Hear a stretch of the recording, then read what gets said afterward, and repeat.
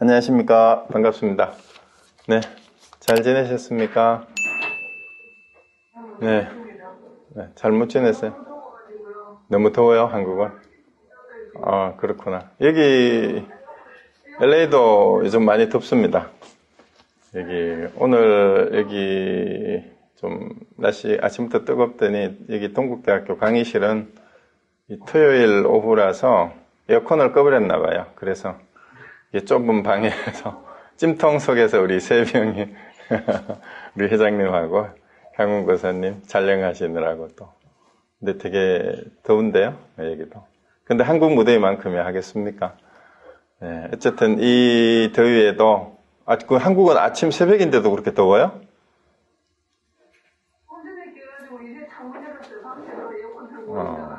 그래서 아침에 아직 잠을 덜 깨신 것 같은 표정이시.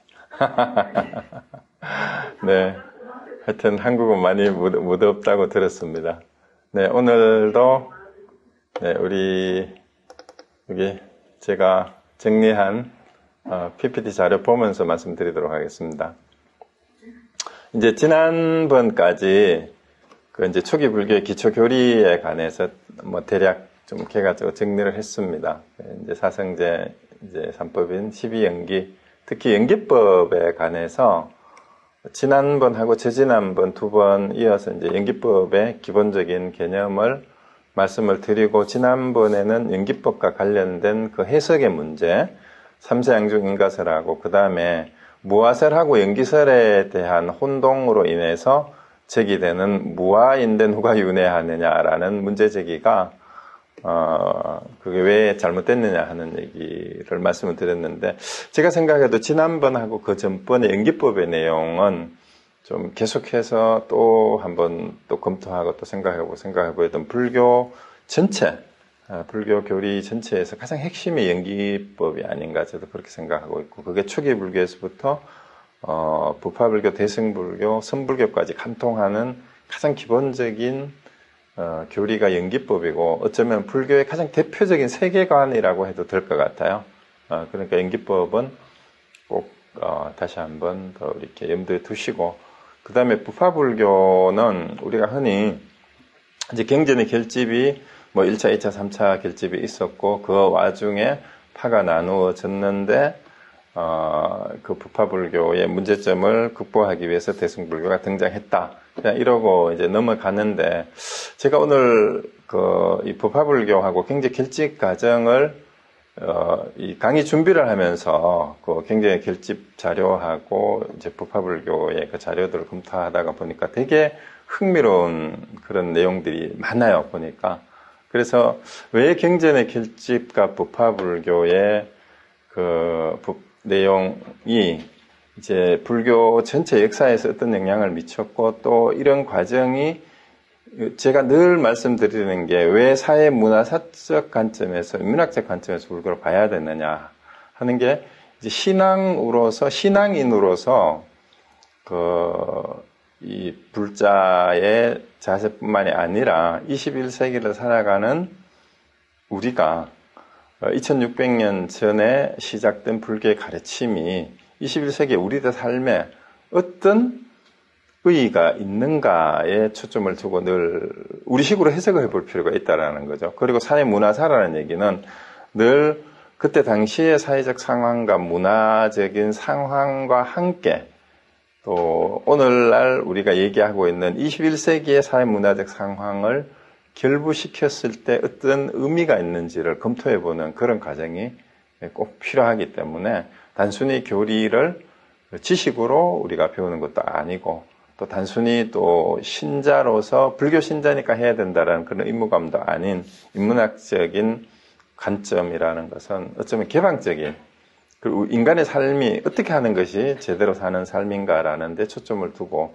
어떻게 인간다운 삶이라는 것인가를 고민하는 관점에서 불교의 가르침이 어떻게 인간의 삶을 인간답게 또 내 자신을 나 자신답게 할 수 있는가에 초점을 맞추어서 불교의 가르침을 보자라는 뜻에서 이제 처음 제목을 그렇게 했었어요. 근데 이 경전의 결집과 부파불교를 보면서도 이제 그런 생각을 많이 하게 됐는데요. 일단 오늘 이제 소주제는 제가 이렇게 몇 개를 가려 뽑아봤어요.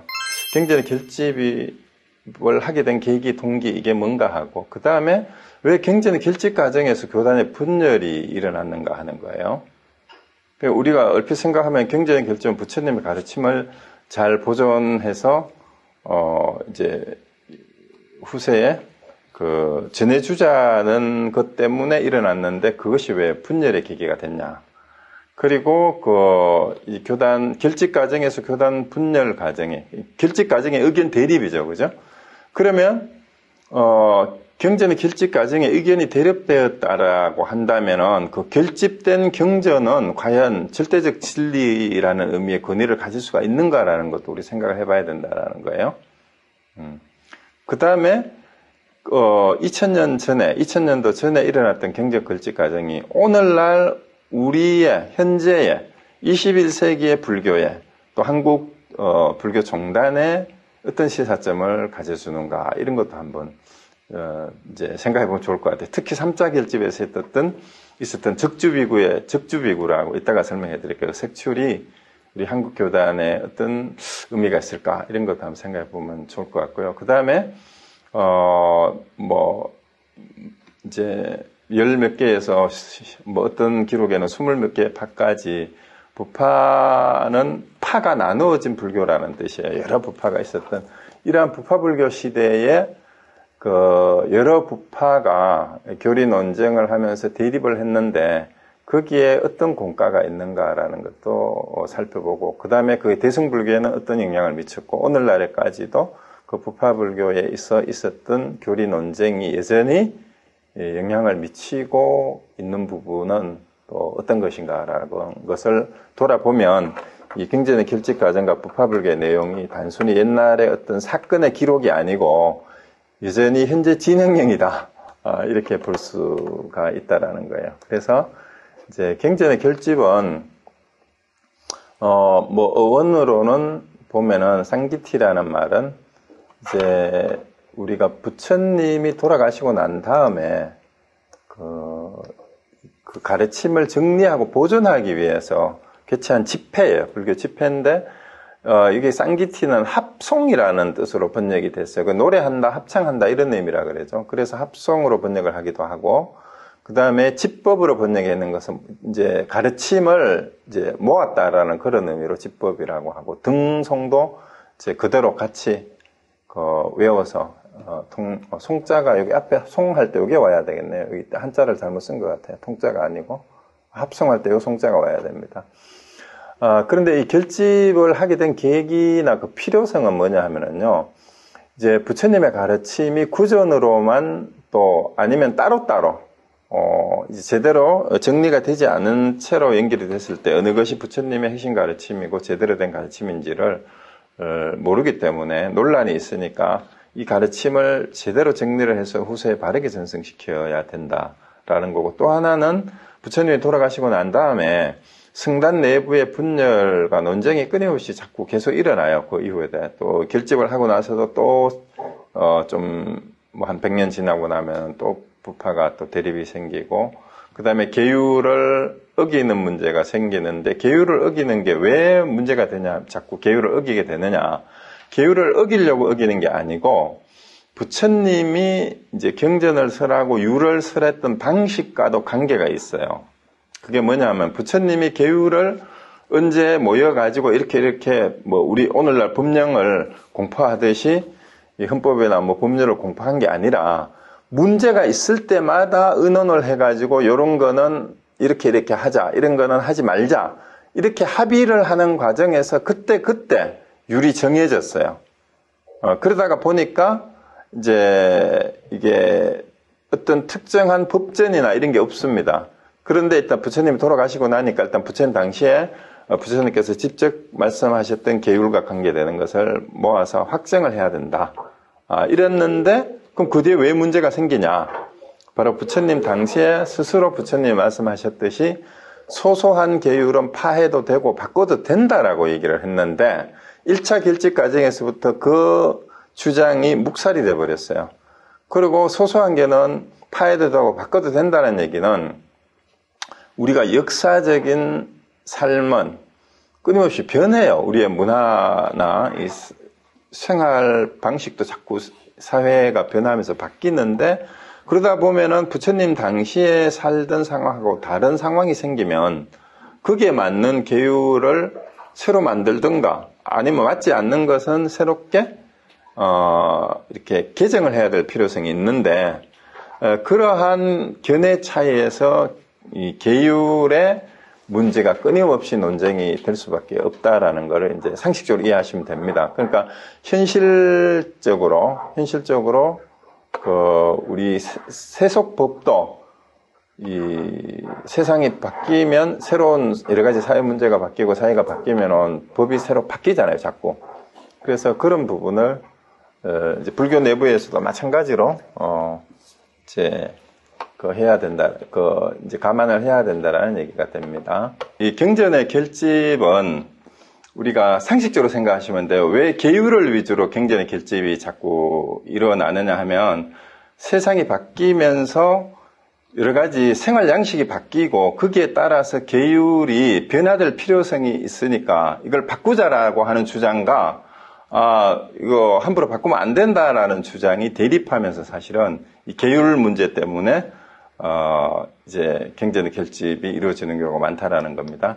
근데 이제 1차 경전의 결집은 계율 문제라기보다는 이 초기 불교의 뭐라 그럴까요? 부처님 생전하고 돌아가신 직후에 이 교단을 어떻게 수습해서 이끌어 가야 될까라는 그런 문제의식과 위기의식 때문에 이루어졌다라고 볼 수가 있습니다.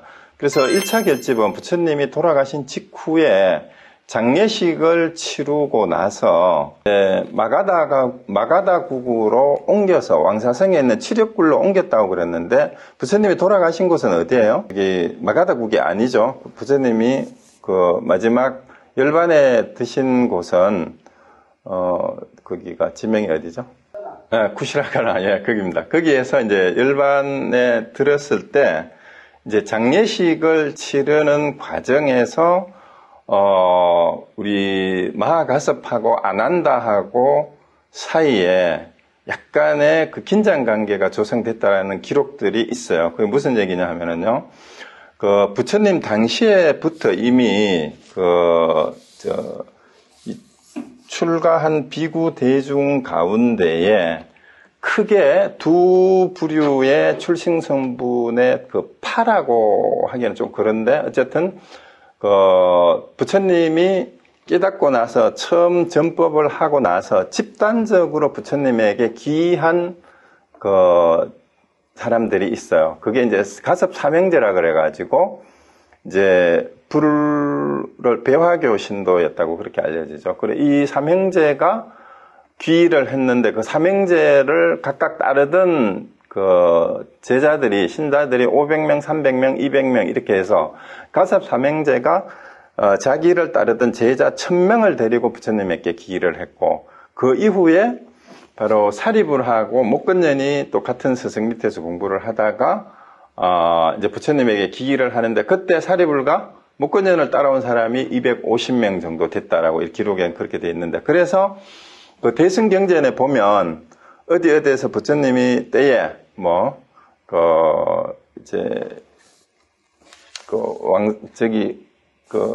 법화경 같은 데도 그렇고 건강경에도 그렇고 늘 보면은 어디에서 법문을 하실 때 비구 1500명이라는 얘기가 굉장히 많이 나와요. 그 비구 1500명이 바로 방금 말씀드린 가섭 삼형제를 따라온 1000명, 그 다음에 거기 사리불하고 목견을 따라온 250명을 합쳐서 1250명 혹은 1200명이라는 얘기가 이제 많이 나오죠.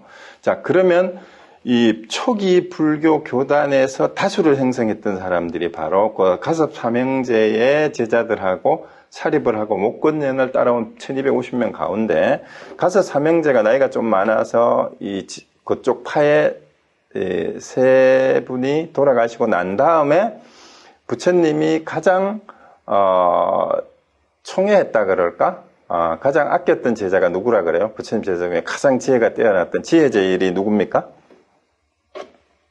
10대 제자 가운데 바로 사리불이었죠. 그래서 사리불이 부처님의 실제로는 이 수제자였다라고 여러 기록을 보면 그렇게 되어 있어요. 가장 그 지혜가 뛰어났고 모든 수행이나 모든 면에서 출중했는데 이 사리불하고 목건년이 부처님보다 먼저 세상을 떠나요. 그래서 이제 심지어는 부처님이 사리불이 세상을 떠나자 세상이 텅 빈 것처럼 허전하다라고 했다라는 그런 얘기가 있어요. 그런데 이분들이 원래 부처님보다 나이가 더 많았다고 그래요. 그래서 이제 부처님보다 먼저 돌아가셨는데 어쨌든 가섭 삼형제가 돌아가시고 난 다음에 부처님이 가장 총애하던 그 집단이 어쩌면 사리불이었기 때문에 사리불 쪽으로 나머지 그 삼형제 제자들이 그쪽을 많이 따랐을 가능성이 있는데, 자, 그 집단 말고 또 부처님 주변에 10대 제자 군에 들어가면서 부처님 가까이 있었던 사람들이 누구냐 하면 바로 석가족 출신들의 부처님의 그 사촌이나 집안 사람들이에요. 그러니까 아난다라든가 심지어는 우리 데바다타도 그렇죠.